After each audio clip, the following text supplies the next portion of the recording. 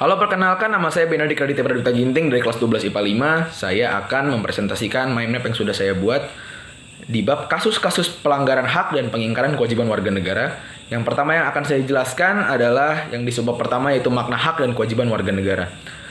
Jadi, hak warga negara adalah segala sesuatu hal yang harus diperoleh atau diterima oleh warga negara, oleh setiap warga negara dari suatu negara yang ditinggalinya dengan adil. Jadi, hak warga negara pada intinya adalah sesuatu hal yang harus kita terima sebagai warga negara. Contohnya, berhak untuk memeluk suatu agama tanpa adanya paksaan atau persekusi. Jadi kita diperbolehkan untuk memeluk agama mana saja yang kita anggap pas untuk kita tanpa dipersekusi dan tanpa dipaksa oleh orang lain. Yang kedua, berhak untuk mendapat perlindungan hukum. Jadi kita berhak untuk mendapat perlindungan hukum dengan adil, entah bagaimanapun sosial kita, entah bagaimanapun status sosial kita, entah apapun suku kita, entah apapun agama kita, kita berhak untuk mendapatkan perlindungan hukum secara adil dan setara. Lalu yang ketiga ada berhak mengeluarkan pendapat. Jadi kita diperbolehkan untuk mengeluarkan pendapat sebebas-bebasnya tanpa ditekan dan tanpa dibungkam. Lalu jika ada yang kita terima yaitu hak warga negara, maka ada juga yang harus kita berikan kepada negara, yaitu kewajiban warga negara. Kewajiban warga negara adalah segala sesuatu hal yang harus dilaksanakan atau diberikan oleh warga negara seperti yang telah diatur oleh undang-undang.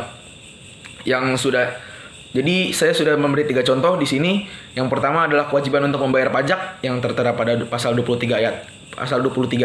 Lalu ada kewajiban mentaati peraturan yaitu pada pasal 27 ayat 1. Lalu yang ketiga ada kewajiban menghargai orang lain, pasal 29 ayat 1.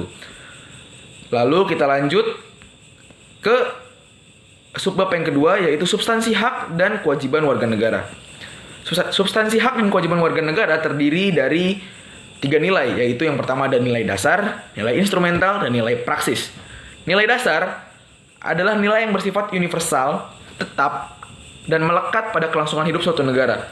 Jadi nilai dasar Pancasila ini isinya adalah hakikat dari kelima sila, yaitu nilai ketuhanan, nilai kemanusiaan, nilai persatuan, nilai kerakyatan, dan nilai keadilan.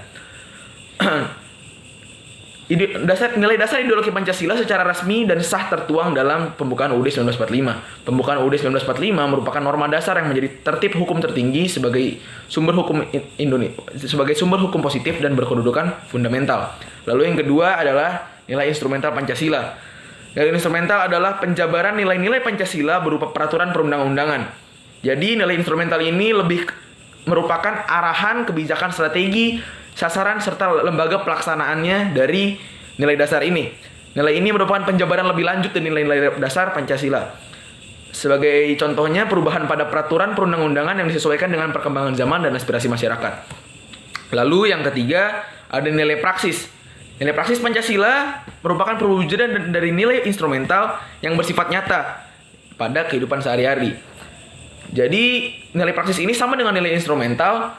Nilai praksis ini juga berkembang dan disesuaikan dengan perkembangan zaman serta aspirasi masyarakat. Nilai instrumental ada beberapa contoh yang sudah saya tulis, seperti di Undang-Undang Dasar Negara Republik Indonesia tahun 1945 pasal 26 dan masih banyak lagi. Lalu nilai praktis saya sudah memberi 2 contoh di sini. Yang pertama adalah tidak memaksakan suatu kepercayaan atau agama pada orang lain. Jadi kita tidak boleh memaksakan agama kita kepada orang lain, biarkan orang lain memilih agamanya dengan bebas sesuai apa yang mereka pikir pas.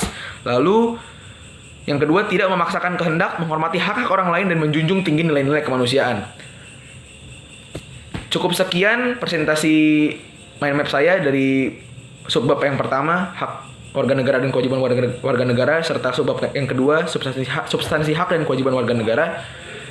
Untuk kurang-kurangnya saya mohon maaf. Terima kasih, sampai jumpa.